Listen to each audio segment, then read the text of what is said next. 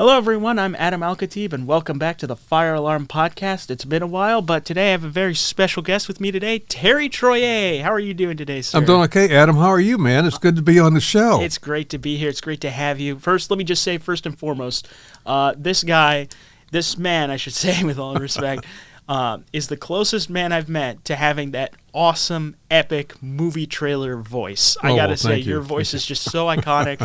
It is just suitable for radio, so it only seems great to have you here. Yeah. And the other reason why I'm doing this with him is that every day after my show here at WHFC, I always, for some reason, I'm just drawn into his office, and we just go at it. We talk for hours about life, about experiences, about everything that we've been through, and we just, it's just amazing being here. And I was like, man, we talked so much for so long, and I run a podcast. Just put the two together, for crying out loud. So finally, we're in this room, we're in this space, and I'm just, it's an honor to be here with you, sir. Absolutely, Adam. And, we have great chats, and it's not just about podcasting or broadcasting, but just chats about life and what's going on with everybody, and, making sure things are good.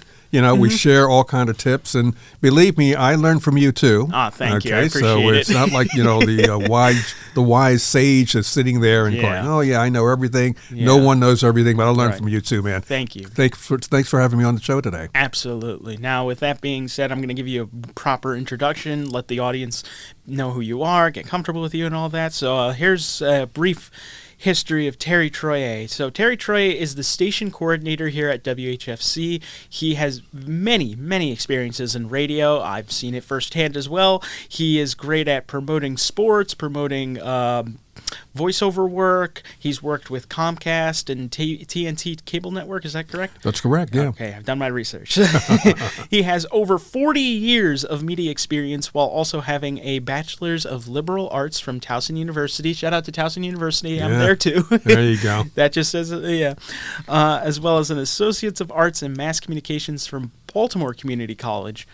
So far, Terry's goal is to work with clients to create a strong, effective message and develop strategies to reach client target audience by utilizing all platforms of media. Is that a proper way of saying? Yeah, that's pretty good, Adam. And of course, one of the things too is, and probably if you, and maybe we'll even talk further in the podcast, is that leadership is one of my passions also. Absolutely. Yeah. And I think a lot that I've done in the past, which again we'll talk about, has led me to this place where I'm in a leadership position, as well as the ability to use my skills and talent and things like that. It's really been a great ride for me, and it's been something I've always wanted to do all the way from when I was just a little kid and listening to what was then called a transistor radio. Nice. Wow. Yeah. I got to say, one of the best moments that I've seen of you is when, I believe it was the Baltimore news station, they had a spot video of you in this room saying, "Hello, Baltimore," and they literally said the same thing I've said, like, he's got that perfect radio voice. On WMAR Channel 2, where we do the Baltimore shout-out thing. That was very interesting, and I think their anchor said, "Oh, yeah, I want a voice just like that guy." I'm going, okay. Reminded me of that one, I forget his name, but I think he was a homeless man who people heard his voice. He got viral on a YouTube video. Now he does movie trailers. He was like, in a world where master. Yeah. I mean, what a great story. I remember that, and and seeing the YouTube episodes with this guy, and it'd be interesting to find out what he's doing right now. Yeah, exactly. Yeah. He just had one of those, in a world, type voices or whatever. But great. Yeah, for sure. All right, now let's get into the big stuff with this podcast. So as you're aware, my big theme in this podcast is utilizing the idea of nostalgia. It's not necessarily like living back in the past, but using the past to sort of help us understand where we are now in the present moment. So I always tell this to my guests. It was how me and Riley started this podcast. I want to know from you, what has been your most nostalgic experiences in life that have shaped you into the man that you are today? Oh my goodness! Such a bold question, isn't it? It is bold. It is a broad question, and to me it begins with the family. Okay. It begins with growing up in what is more like a village, So it was, my grandmother was here, my uncles were down the lane here, my aunts, all this was here for me. And it kind of was that little spot where I could find comfort. And if there were questions about things or if I wanted to explore things, I could do that. And so it helped me with the foundation that I had. And again, I'm going to try and condense it a bit, Adam, because we don't want to go for too long. I could keep going for a long time on this. Yeah. But career-wise, of course, it was, knowing what I wanted to do initially.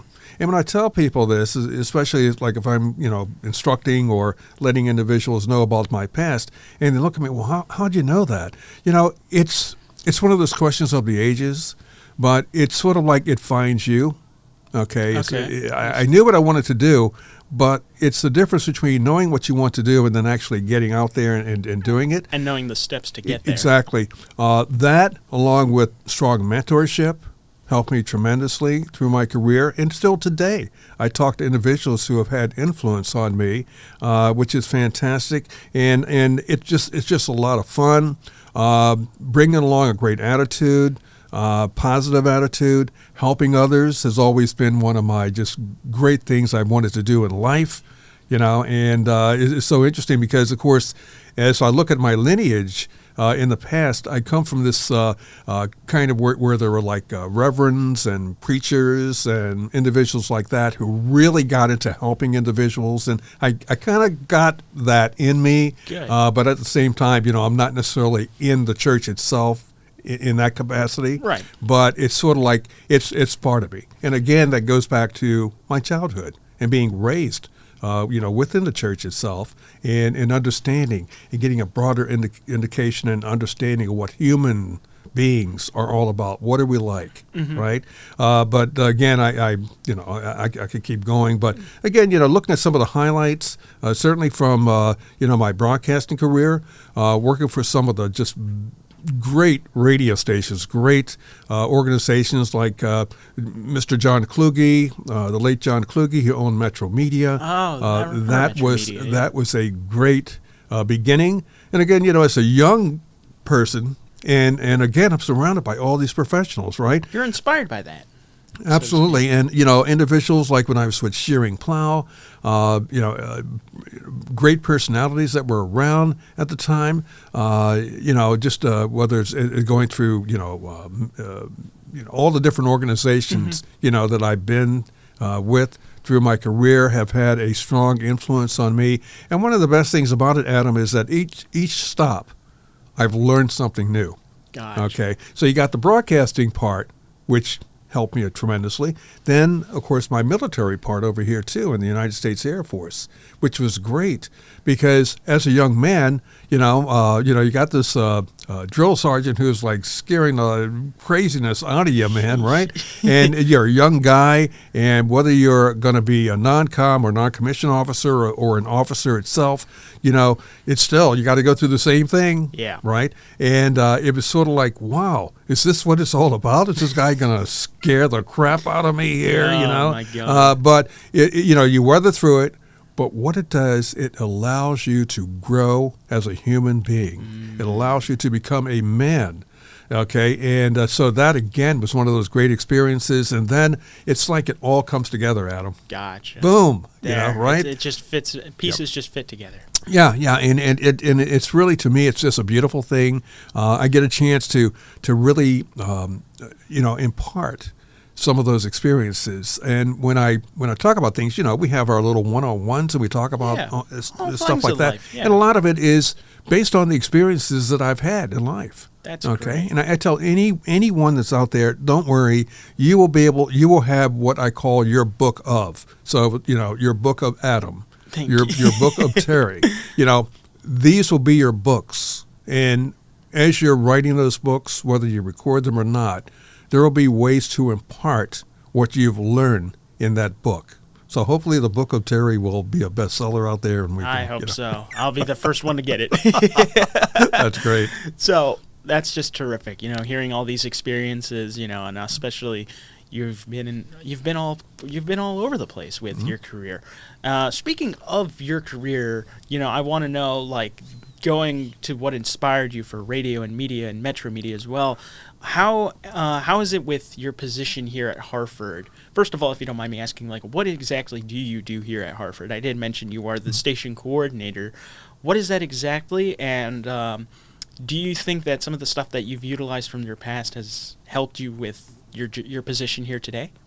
Absolutely, no doubt about it, Adam. I was going to, give you a little zinger here by saying, well, what I do here is nothing, but actually it's just the opposite. I do a lot. I'm the station coordinator here, and I assumed that role coming right out of COVID. So we're looking at 2020, 2021, okay, around there. And the main thing for me and the goal was to make sure there was more student involvement here.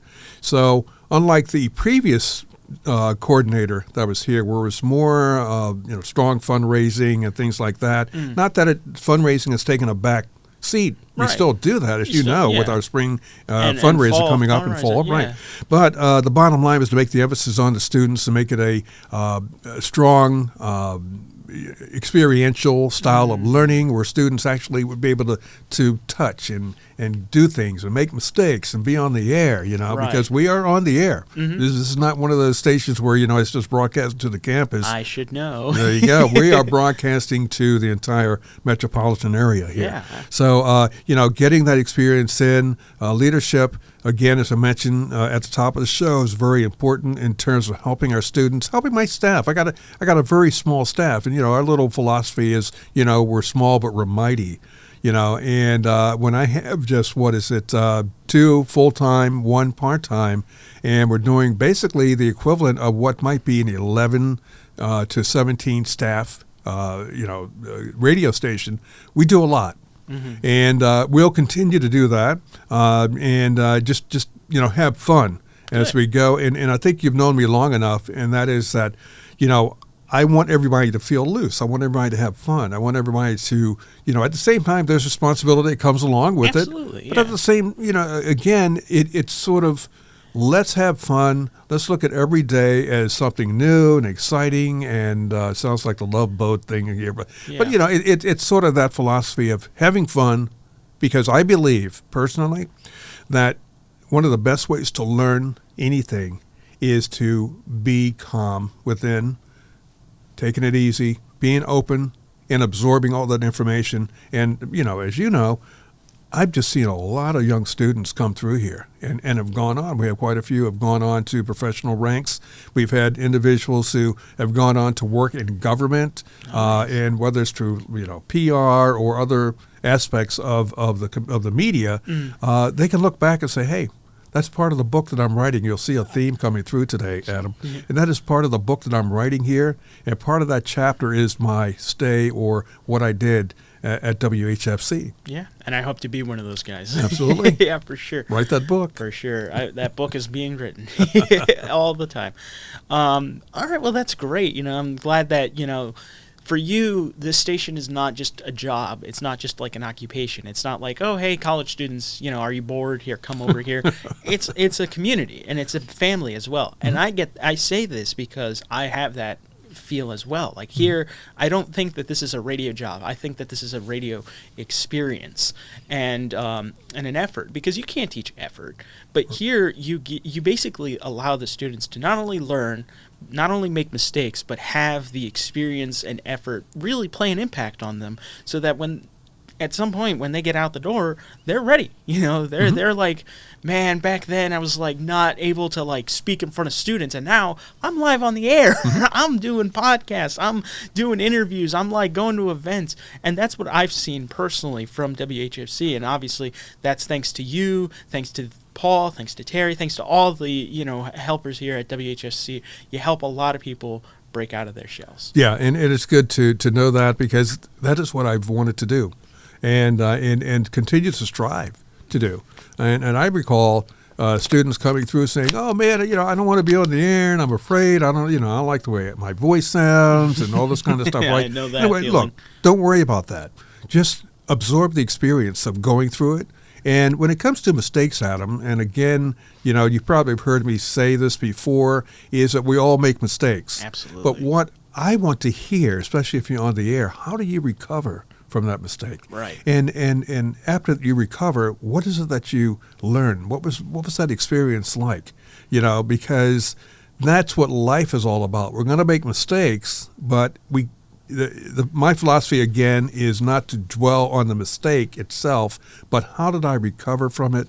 How did I become a better individual How from did that I mistake? process it, too? There you go. Right, Yeah. right. And so those type of things are very important to me, and I've seen a lot of students come through here over the last, 4 or 5 years now, and even before, because, I came here at the end of 2013. Wow. So I've seen a lot of students come in, Yeah. and I've seen a lot go, and quite a few have gone on to do some really good things in the business. Well, that's great. It's great to know that this station leaves a positive impact for a lot of students so that they come in and then they come out a different person. That's what it's all about, Adam. Perfect. You know it. Yeah. Well, that's great. Well, shifting gears, I want to touch very briefly. Something that me and Terry have in common is that we both have worked at a 7-Eleven. And the only reason I'm bringing this up is I am curious, first of all, how has 7-Eleven been for you as being the first job? You go from convenience store and retail to moving to radio. And that's the big thing is like, when and how did that shift occur? Because honestly, this is a personal thing because I'm trying to figure that out for myself. Well, one of the things you're going to find, Adam, is there are a lot of similarities in that I know in being in your dad's store and seeing you and your brother there working is that your dad is teaching you leadership. Oh, yeah, absolutely. And he's teaching you accountability. He's teaching you, like part of what I do is dealing with finance. Yeah. And a budget. Yeah. And things like that. And what do I buy? What type of equipment?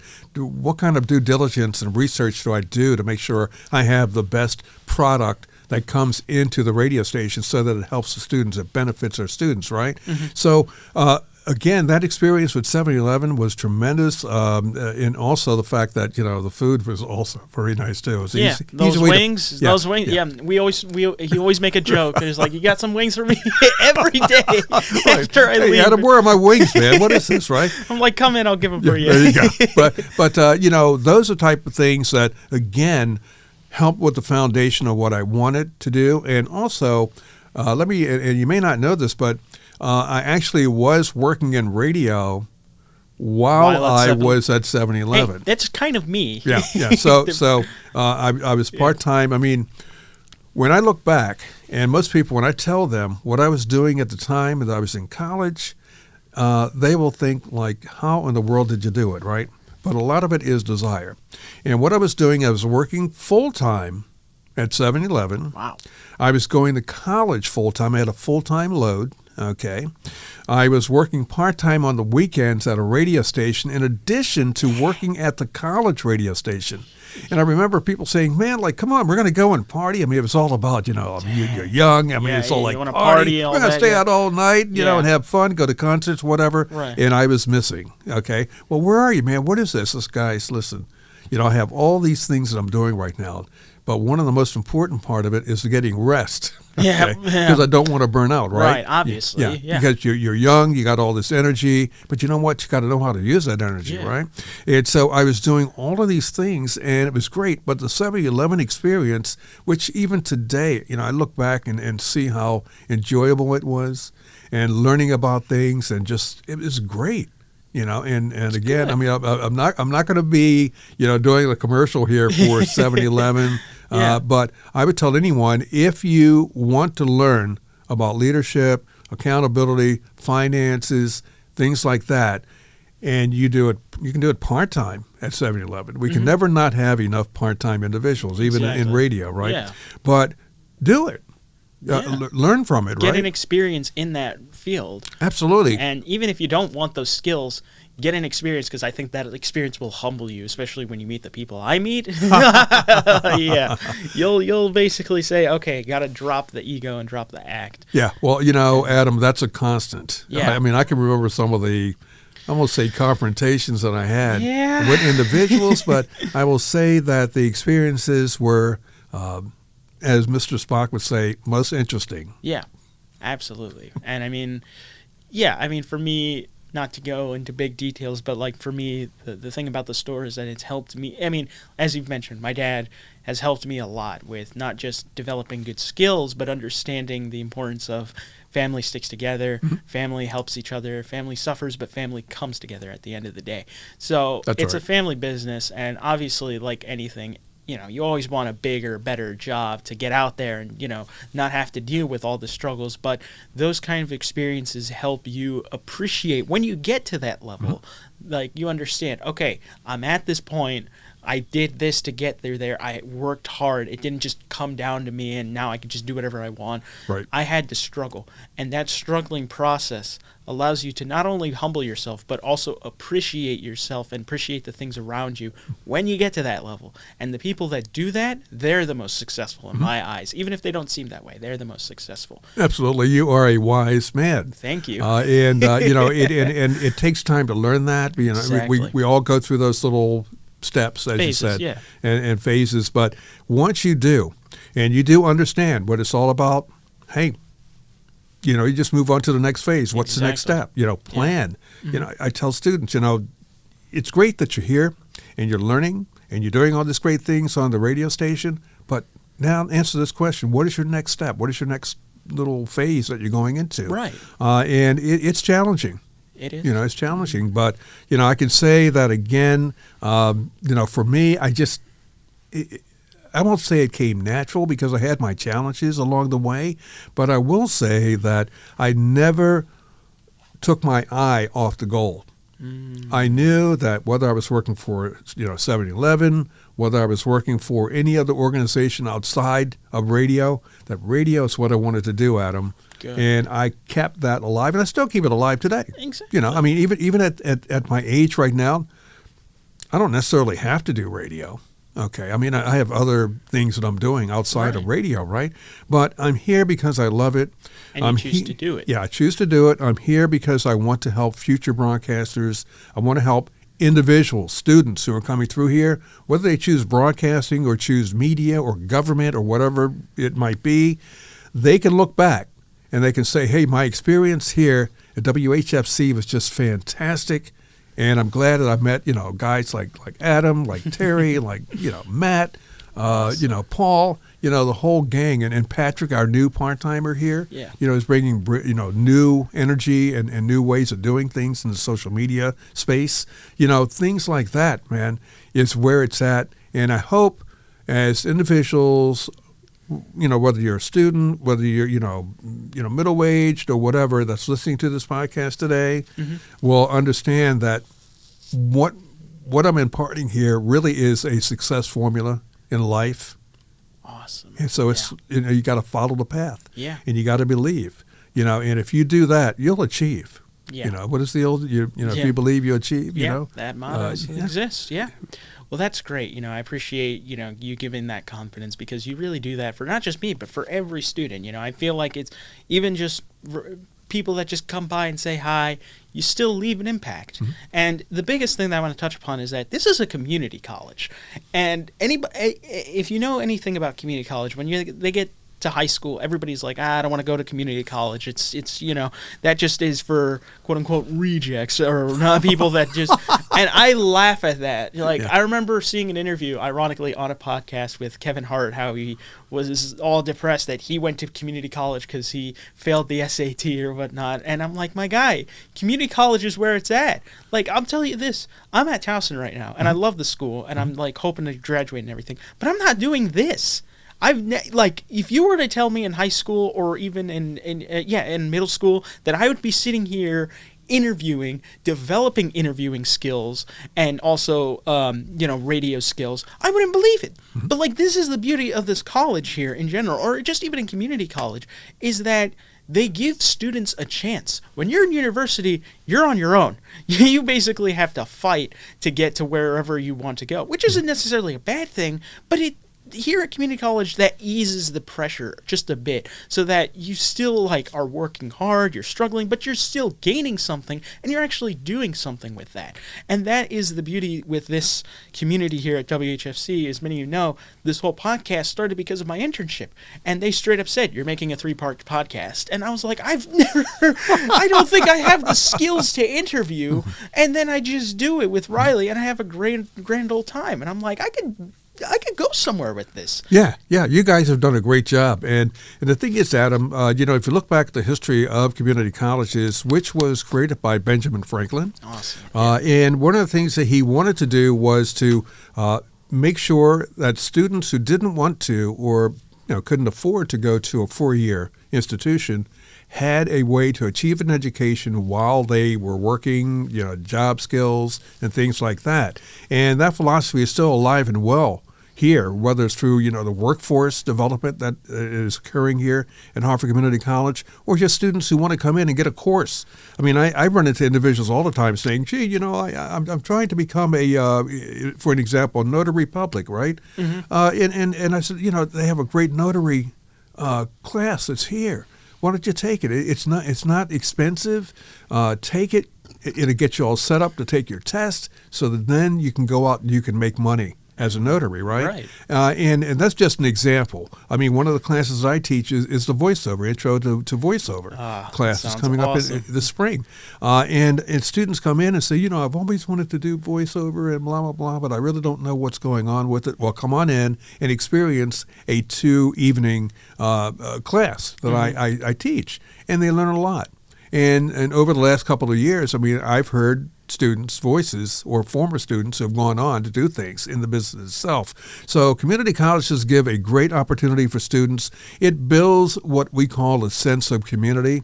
So when you have that first adjective there, community college, Gotcha. It's what it's all about. Okay. It's building a community. Right. And it also allows students, like I said before, who maybe they're not ready to go into a 4-year institution, and maybe they cannot afford it, okay? Community colleges can really work it to their advantage. I should know. Trust me. And again, Adam, as you know, basically you have classes that are equivalent to what you're going to have at a 4-year college. Exactly. But it also eases that pressure, so that way you're not frustrated. Well, that's great. All right, we're almost about out of time, but I do want to tell you, ask one thing, because you brought it up with your voiceover class. There was something that you were a part of. It's called The Art of Voice with Steve Harris. I believe it was a voice acting gig that you were a part of. Could you very briefly tell me about that and how that experience has, impacted you? Sure. Steve Harris is out of New York. He was really my first instructor in voiceover, because with voiceover, it's not just having a voice, a really great voice, it's how do you use it. Mm-hmm. Steve was able to help me get away from more of that, radio type approach, and become more of a real person. And that was a great experience, not only just going to New York and training with Steve over the course of, I think it was probably about a 6-week training that I had, going into a professional studio. And he has really just a fantastic studio in Midtown Manhattan. Went there, trained with him, did my demo. My first professional demo was done with Steve. So that was great. But one of the best things I like about it, and even in my own training with students, is I break it down. Nice. I get a chance to work with them and understand what each student has to bring to voiceover. Okay, and Steve was kind enough to do that. I mean, we would have like training sessions, and then we go out, and have something to eat later on before I'd head back, here. And he was just really a good person. Still is. I still make contact with him every now and again. Awesome. As a matter of fact, one of the things that I'm looking at as we get into 2025, maybe into 2026, is to do a demo that is going to be more corporate, where I'm talking about, welcome to Adam's, art museum, and today we're whatever it might be, right? Yeah. So, to do a demo like that. Now, granted, I'm probably good enough to put my own demo together, what they call a do-it-yourself demo. Yeah. But you still want that professional expertise, a certain sound that he's going to give it, that type of thing for the demo. So I'll probably reach out to Steve and find out what his availability is. I will mention that he is not cheap. Okay, Yeah. It's a very expensive proposition. So, and it doesn't mean anyone that wants to put together a demo, a professional demo, has to go to a Steve Harris. Okay, Right. There are a lot of good demo makers out there, creators out there, but use caution. Okay, don't just go to anyone or the first person that says, "Hey, come on over. I can put this together for you." Yeah. Well, okay. Well, do your due diligence. Find out. Research what they've done. Are they active within the businesses themselves? Have they done demos before? If so, what type of demos have they done? Can you give me an example of what you've done? Because it's expensive and you're putting out money. Okay. Yeah. And I mean, I know people had demos who have been, from a couple $1,000s up to like $10,000 or whatever. You get into the $10,000 area, that's where you got your Morgan Freeman type sound. You better believe that you're exceptional because one of the things I've done, of course, through my career within voiceover, I have more than recouped the amount of money that I've put into my demos, right? You got to make sure that you are not being taken advantage of Right. with it. So please do your homework with that. But I will say again, with Steve Harris, it was a very positive experience. We over the course of the 6 weeks, he brought me all the way from just seeing copy in front of me to knowing how to to interpret that copy, to go in and find out what's the point of view, what do you want to what is this person saying? Are you a corporate representative, a spokesperson, so to speak, or are you the character within it? What are the choices you're going to make? Right. And I tell, just like in my classes, I tell all of my students, don't be afraid to make different choices. Yeah. And step outside your boundary. There you essentially. go. Yeah. And I mean, and one of these days, if we get back together again, maybe Absolutely, we can just do a podcast talking about voiceover. Yeah, I'd love that. Yeah. Well, we are almost about out of time. I just want to say thank you, first and foremost, for everything, for your wisdom, for your intellect, for your help around the station. I mean, you may not think you're making an impact, but believe me, everybody here can see how much of a hard worker you are. And I just want to say thank you for that. And before we go, do you have any closing remarks at all for either me, for the audience, or just anybody in general who just comes by here? Because you've definitely have lived a life, and hopefully you continue. That's a good point, Adam. Yeah. But please. Yeah, absolutely. Well, number one, thank you for having me on the show today. Absolutely. We've had a condensed version of the book of Terry today, for sure. And I want to add more chapters to it. And again, my wish and my hope is that everyone is able to achieve their goals, that are able to, whether it's coming here as a community volunteer or student volunteer, will come to the radio station and get to experience what it's all about, have success outside, okay? Keep their eye and their dreams alive. Don't let anyone steal that from you. And just keep going. I mean, it's so much that can be done, in this world. And I'm a firm believer that we have been put here for a purpose. You don't always know it right away. Right. And sometimes it just hits you right between the eyes, man. Boom, this is what I mean. This is what I'm doing. This is what this is my passion, right? Exactly. And follow it and achieve it and be the best that you can. That's what it's all about. And again, Adam, thanks a lot for having me on the show today, okay? Absolutely. Like I keep telling myself, we have these deep and impactful conversations, and every day I always look forward to it after my show, which is right there, right behind me. And I'll just sit, and I was like, oh my god, an hour's passed by, and I've learned so much about the book of Terry. It's just one chapter. Exactly. But it is truly a pleasure. I mean, like I said, I've always wanted to do this with you specifically, just because of who you are as a person, how you've impacted me, and how you impact others. And it's one of those things where I'm like, I need to get that episode in before I move on or whatnot. So thank you from the bottom of my heart. Thank you for being here. It's really been a pleasure. And thank you, Adam. I really appreciate being here today. Absolutely. Thank you all so much for watching. This has been Adam Alcatee with the Fire Alarm Podcast with my guest, Terry Trouyet. Thank you all so much for listening, and have a nice one.